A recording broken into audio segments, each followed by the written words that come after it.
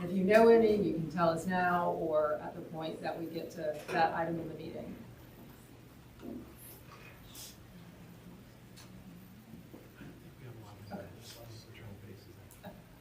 I'm sorry, I'm just checking with my right hand here. It looks like we have a lot of returning members, so I'm not going to sort of go through and do introductions.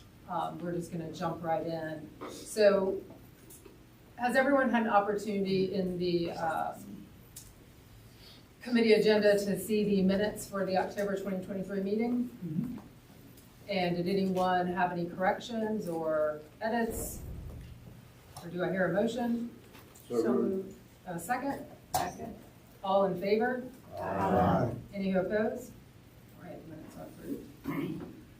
All right, now we're going to go to the report from my left hand here about the Legal Desert Subcommittee.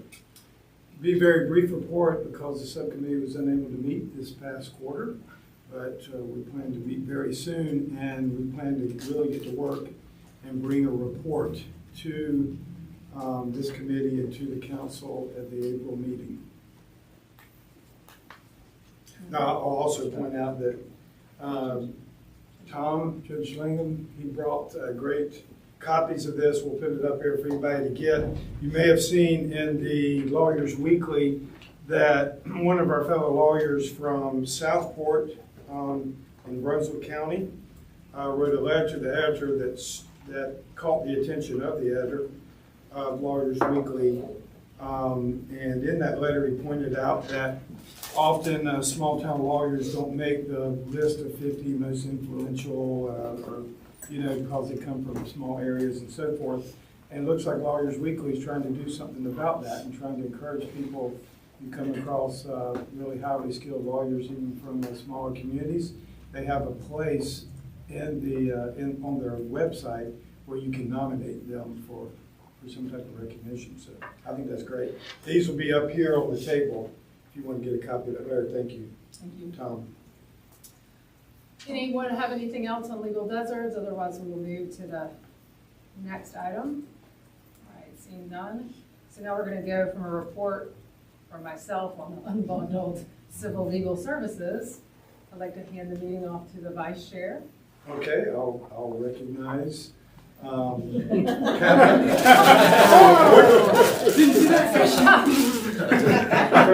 Unbundled Civil Legal Services Subcommittee. All right, our committee was able to meet twice this past quarter, and we have chased every rabbit hole we could, and we have come up with a proposed rule, or edits to the rule, which you all should see in your materials.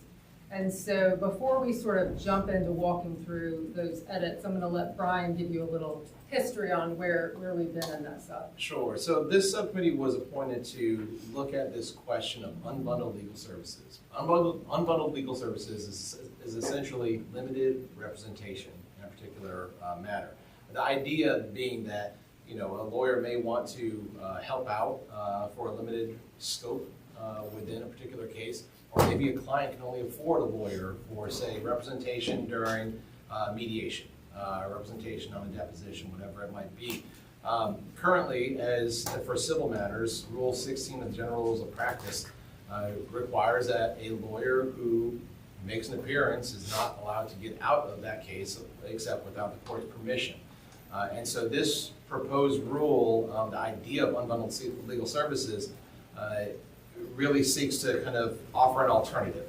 That being that a lawyer could give notice of a limited appearance, make the appearance, do the work of the limited scope representation, and then presumptively get out of the case, to leave the case upon filing a notice of conclusion of that limited scope representation, and it just simply be done with. Now, of course, the rule does contemplate that, should a court desire to pull somebody back in or just pull everybody together, really, just to say, we need to talk about this, that the court still retains that authority, but it really kind of creates a new presumption that the lawyer that's making this limited appearance, after completing that limited purpose, can exit the representation.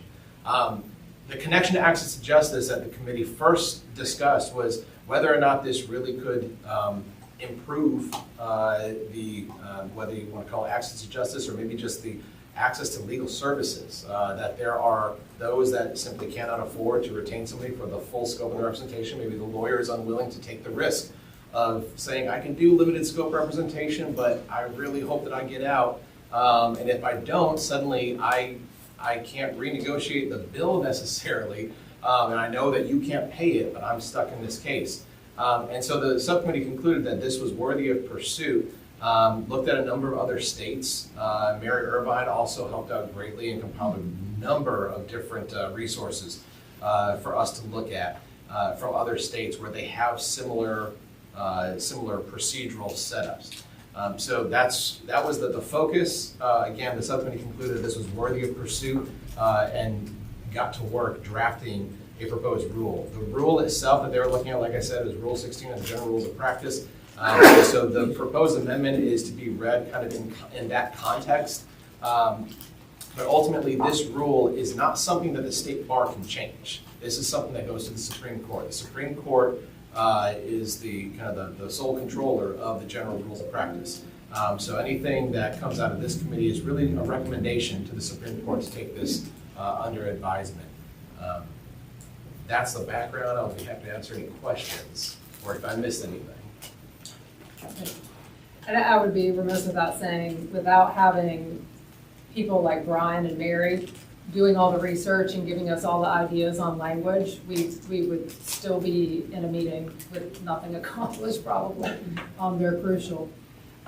Anybody else on the subcommittee want to comment on the struggle we had to kind of get to this rule? And I say struggle because I don't know if Todd's in here, but it was sort of this struggle between we want to encourage lawyers to participate and then we want them to be able to get out.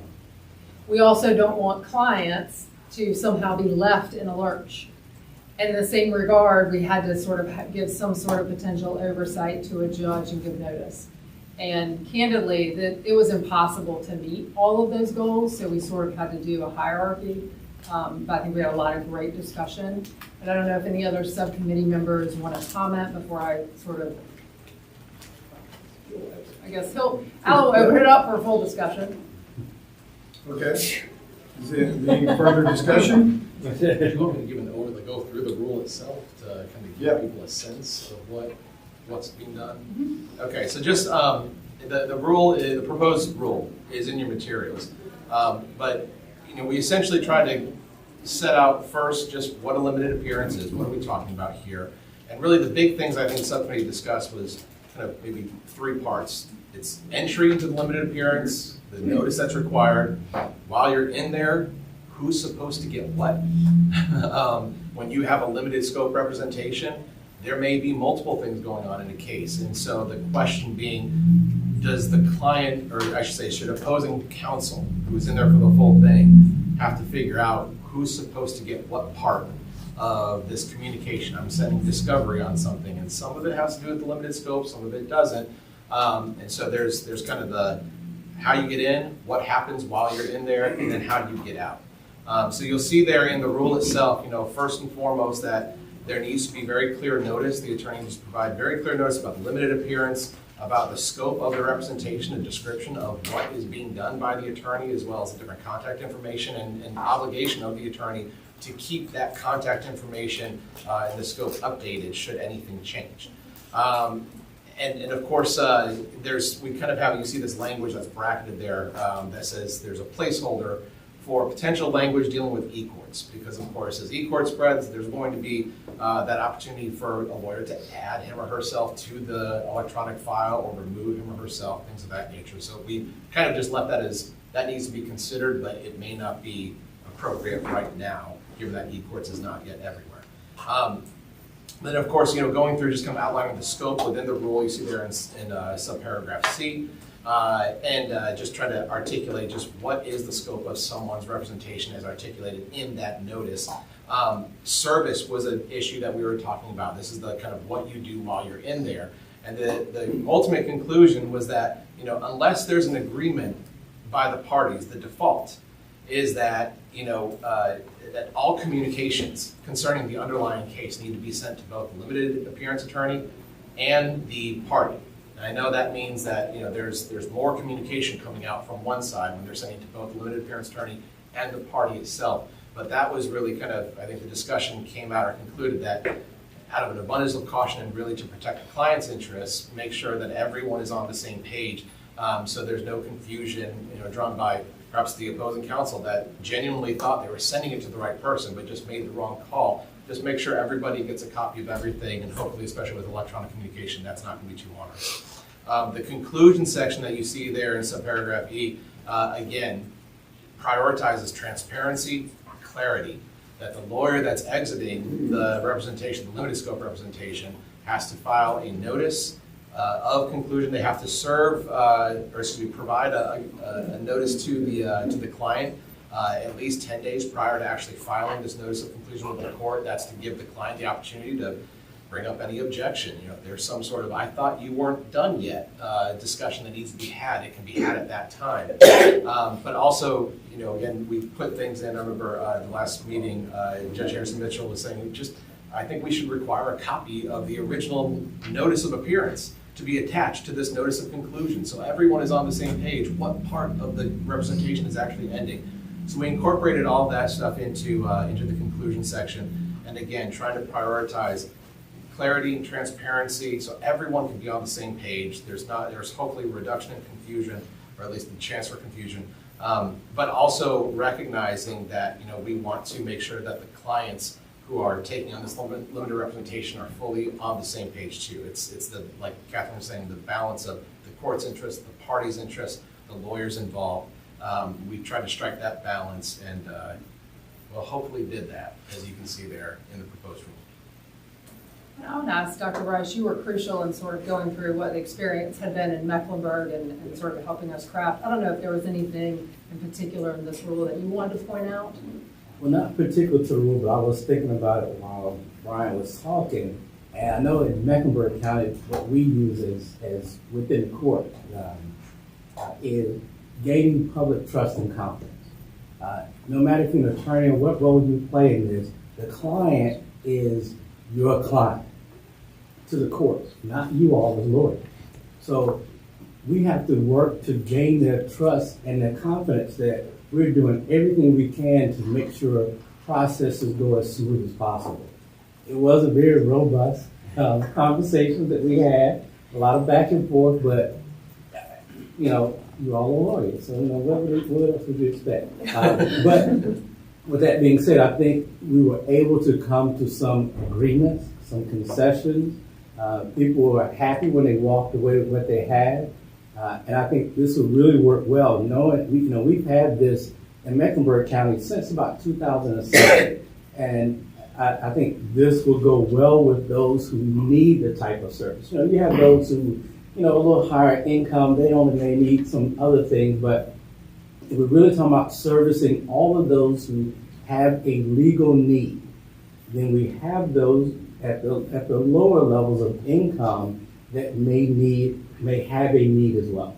And I think this will help attorneys who are willing to do so be able to serve them and feel confident that I can perform my duties based on what we agreed upon, and I can get out in a way that is clean, that doesn't leave me in there, that doesn't affect my business as far as, I end up, getting a lot of money that I can't collect from them. So I think it's a good win-win for everyone, which is what we always strive to get to. So I just want to say that it was amazing to be on that committee. I think we really put forth some real work. Like I said, I think everybody came out as friends. I think we gained any enemies at the end of it. So I think it was a success. Thank you. And to all the subcommittee members, thank you all for leaning in.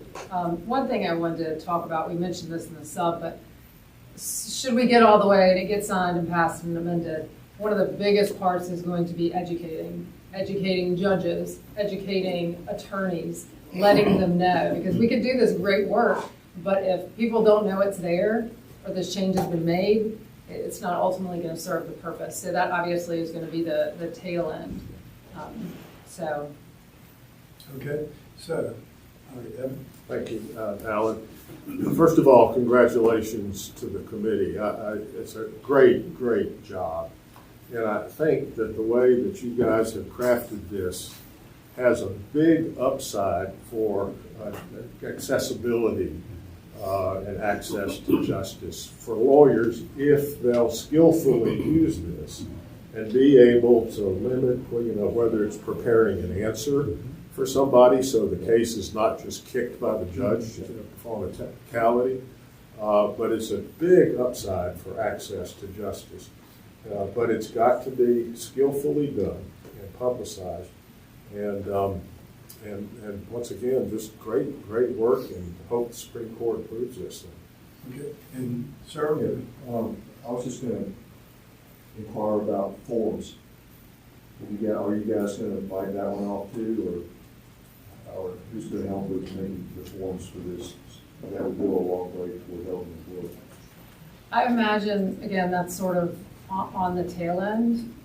Should it get passed, then there would be probably somebody else at AOC we would be talking about forms. I know for Wake County, we have our own forms, and we have one. In fact, I just signed one today about notice of limited appearance. But yes, that was discussed, and I think that, again, if we get to ring the final bell, then the discussion will be, is it appropriate and helpful to create forms, and then also talk about the educational piece to get the word out there. Thank you. All right. And this may open the doors for more pro bono participation by lawyers. I think one of the hesitations lawyers have with getting into pro bono work is that, you're walking in wet concrete, and the more you step, the heavier your steps get, and you can never get out. But I think that this will open the door for pro bono in ways that I don't think we see yet, but have a big upside.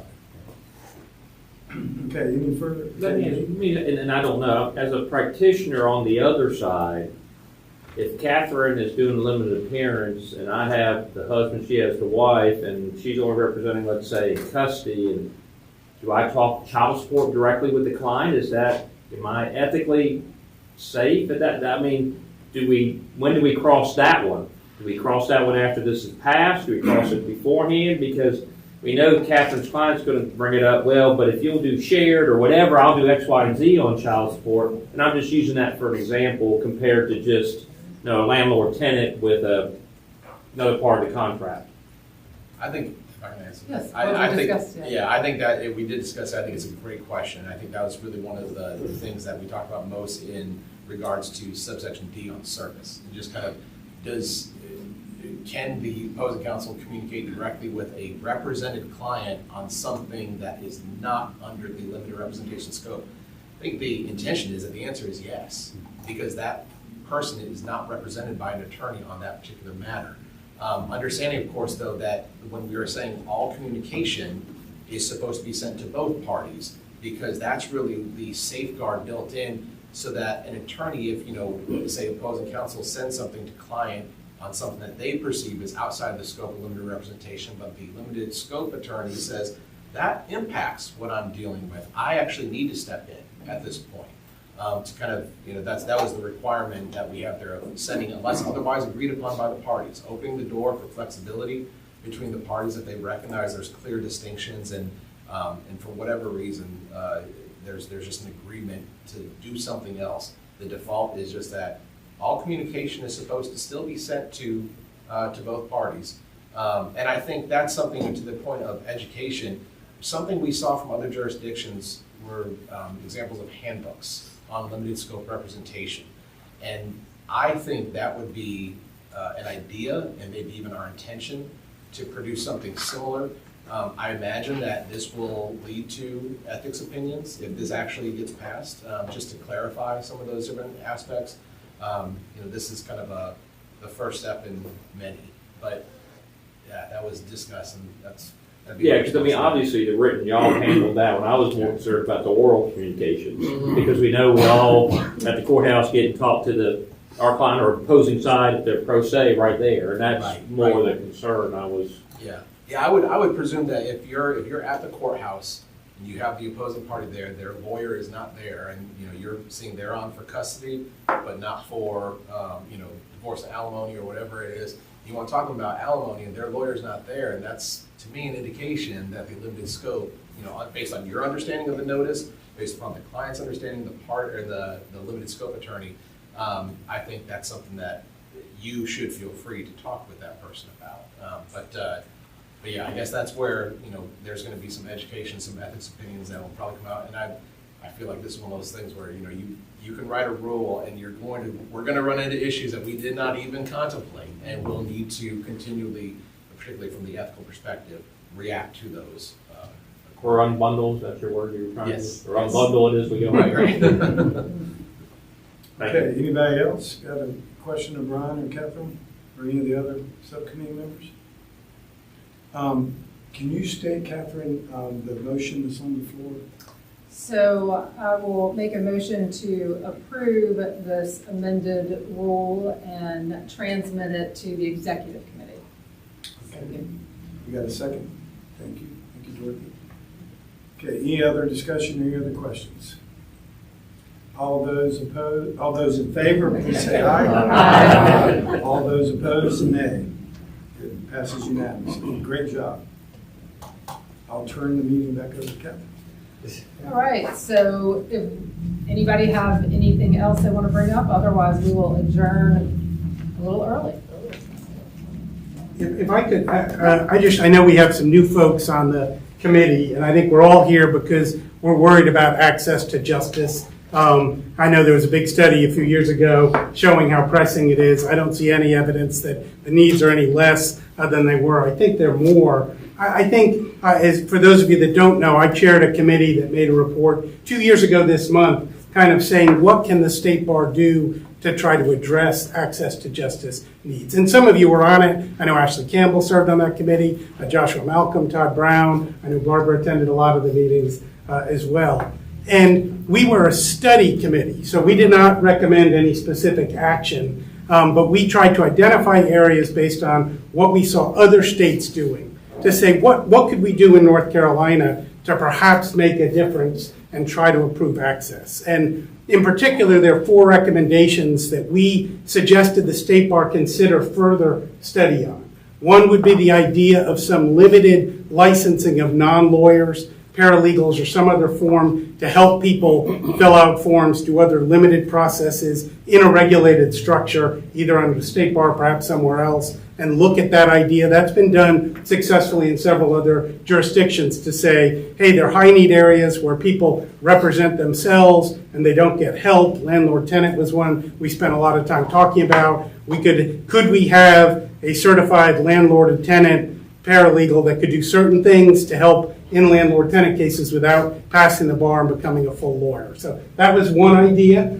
to think about. A second idea with a funny name is a regulatory sandbox. We talked a lot in this week, again, other states have done this, to say, and you have to get legislative approval to do it, but let's allow a framework where people can try out things that would violate our current legal structure, maybe even try out the idea of paralegals helping in landlord-tenant cases or other innovative structures to see if there's something that could improve access to justice. And it would be supervised by and approved by the State Bar to make sure that consumers and clients were not harmed in the process. You could study it, see if they're actually moving the needle on access to justice. And the idea would be ideas could come out of that sandbox to say, hey, this is a program that made a difference in this community. Can we adopt a change? So that was the second thing we talked about. The third was exploring changes on alternative business structures and fee sharing. Right now, as you know, our rules say you've got to be a lawyer to own a law firm or a practice. A business cannot be a full or partial owner of any entity that provides legal services. Other states have experimented with the idea of maybe minority ownership or sometimes majority ownership of people that are not lawyers, with the idea that you could get capital funding of an aspect of a business that might be able to provide new technology. AI is the one that comes most prominently to mind to say, hey, we're going to provide a new non-law firm structure to use some advanced technology to help people that can't afford to have lawyers. And again, we didn't have a specific recommendation. It was more look at, can we change some of our own rules around ownership of law firms and fee sharing to try to promote access to justice. And then the last one was the idea of looking at liberalizing the unauthorized practice of law. Right now, it's a statute, probably would require a statutory change, I think, to do anything, but maybe allow certain things we talked about, assisting in drafting documents, limited representation in regulatory manners, maybe allowing some pro bono non-lawyer work, but say you couldn't charge a fee.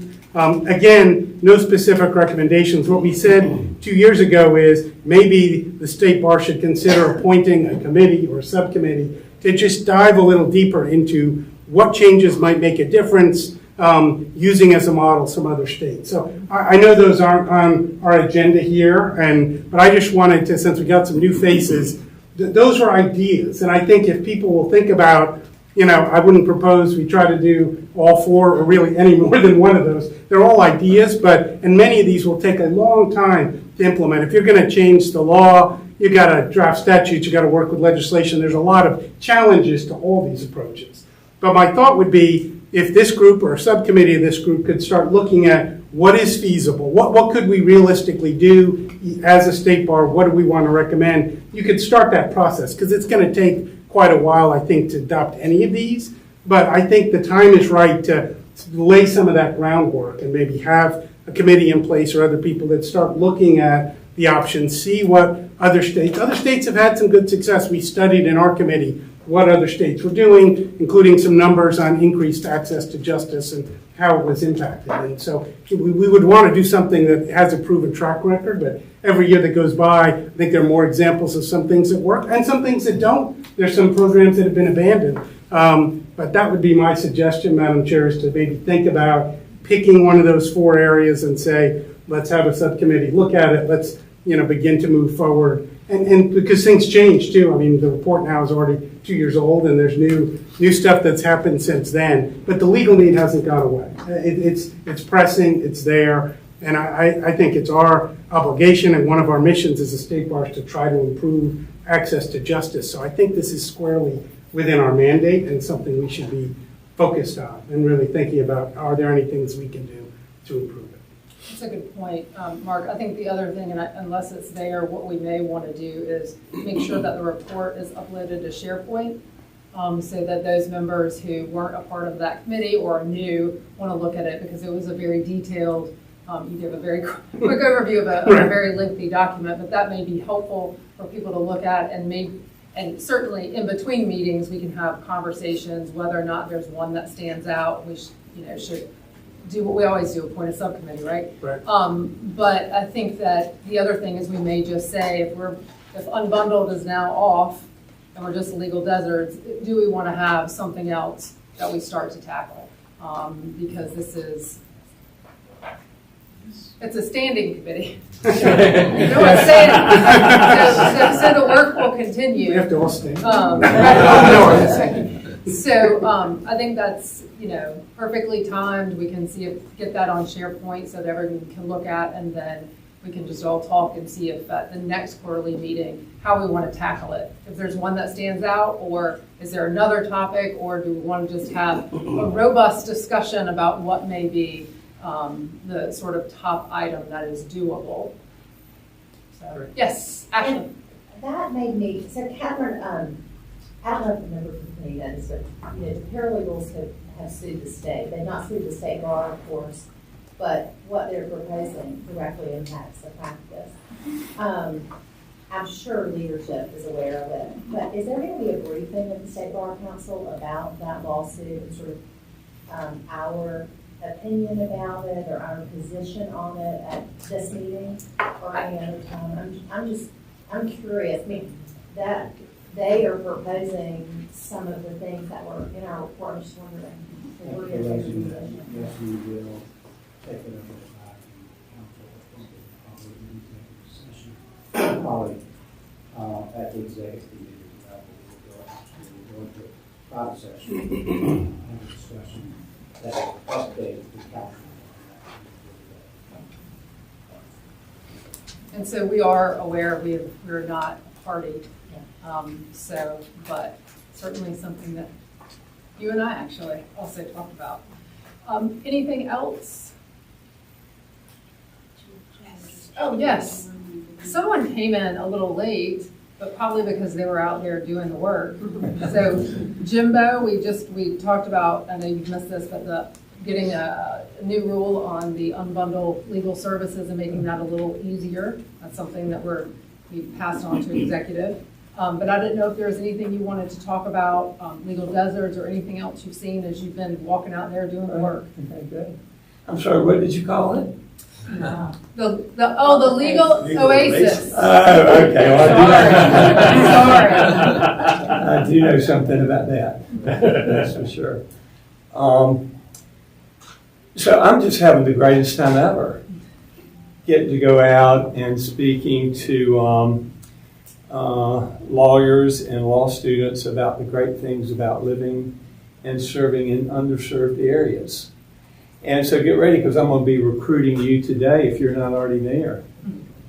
I was with a lawyer yesterday who's got a DC practice. And you know what? I think she's going to move to Goldsboro. And the reason she's going to start practicing in Goldsboro, and she's actually considering setting up a nonprofit, is because she said she went to law school to help people. You can do that in big towns too, but to help people and to serve her community. And she grew up in the Wayne County area.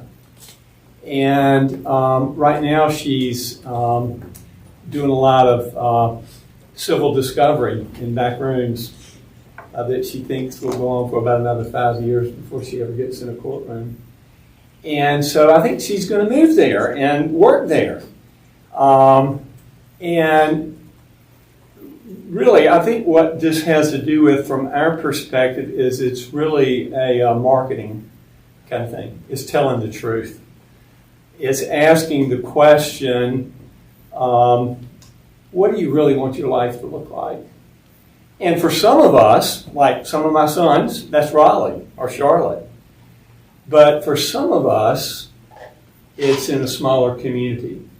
And for a lot of law students, it really is doing what they went to law school to do in the first place. And I want to suggest to you that for some of us, it might be the same thing. I was talking to a lawyer recently, and he's kind of a big-time lawyer. And he is considering keeping his kind of big-time practice, but he's going to also, some of the firms going to split off, and they're going to start a nonprofit firm.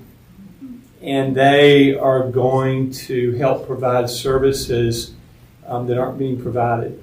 We as attorneys have, as I understand from the preamble, and y'all tell me when to be quiet, I've got other meetings, but I ride around the car a lot, and whenever I get to talk, I'm really excited about it. But we've got 3 obligations, right? To be zealous but honorable advocates, to be officers of the court, but to be public citizens with a special responsibility for seeing that really people have access to justice, right? In my experience, I can have a tendency to get a little bit more self-focused and get in my comfortable lane and do what I'm doing and do it as best I can, but to forget sometimes about that third obligation. And so the question for each of us, I think, is well, how do we do that? Pro bono type things are really, really good. I've found a lot of the pro bono circumstances, they're filling in great gaps, but there are, is it close to 70% of our population really does not have access to legal services, to a lawyer because of the cost. They make too much for legal aid. They don't make enough to really hire a lawyer. So where do we fit in? And I want to encourage each of us to have a plan this year of where we fit in.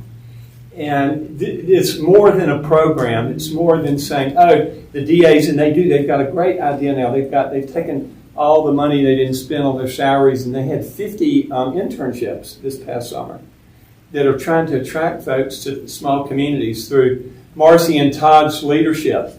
We're going to have 5 interns that we're going to be placing in small communities this year. Programs and all those things are good, but what each of us can do is we can really get to know folks who are younger, who are thinking about wanting to be lawyers, and we can tell them what a great honor and privilege it is, and we can tell them about the great need there is in smaller communities and underserved areas. So I just kind of leave it with a challenge for each of us, is to ask the question, so what can I do this year to help? What can I do? It might be taking time with a high school student that's thinking about going to law school and encouraging them to go and telling them about the great privilege it is to help be part of the justice system. It might be, if you're in a large firm, it might be doing something like saying, you know what, our firm, we could sponsor a summer internship. We'd be willing to put $5,000 in the pot to put an intern out in a small community with the hopes that they will stay there. And I will tell you, we're going to work really hard to make great matches with law students and firms in smaller communities with the hopes that people will actually stay there in those communities. I'm around. I'm available to talk about any ideas you've got. Marcy said last year there are 100 ideas, and some of them haven't even been talked about. And it's going to take every one of those 100 ideas for us to be able to make an impact and provide opportunities in these legal oases. Thank you, Jimbo. And I think I just, I want to add that for the new members of this committee, we have had a great relationship with the CJCP working on this issue. Jimbo, we appreciate you partnering with the state law and letting us be a part of that. I really am going to implore and beg all of you, especially you guys in larger firms, have like lots of money. We now, after all this time, have a nonprofit where your firm can actually write a check for $5,000, and you can get the Jimbo, who will tell you where to send that check. And that check will sponsor an intern for a summer. And there are a lot of, even small firms can afford that, and that can happen. So really, when you're thinking about what your firm can do to help our state, help the citizens of our state to have good lawyers, please think about that. Think about this as a nonprofit. And again, I can give you the name or how to write the check, or Jimbo can, or Todd, or Brian, or anybody in staff who can help you. So go back to your law firms and talk about this. It is a serious, serious problem. Just talking to Shelby the other day, out of Lake County, she's the only family law specialist there. I mean, it's getting bad.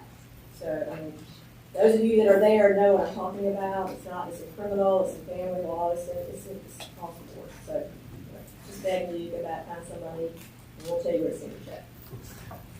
thank you. I think the other thing, and I just solved the problem. So we always had these TV shows like LA Law and Suits.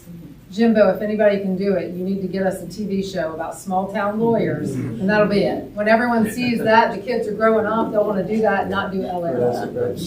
So I don't think there's been any small town lawyer shows that I can remember. Oh, Matlock. Oh, dating yourself slightly.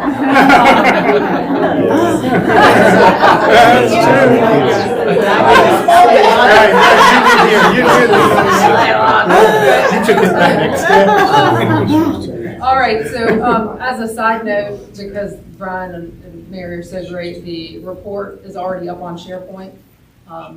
So thank you. And anything else? Otherwise, we will. I will entertain a motion to adjourn. So move. Second. All in favor? All right, meeting adjourned.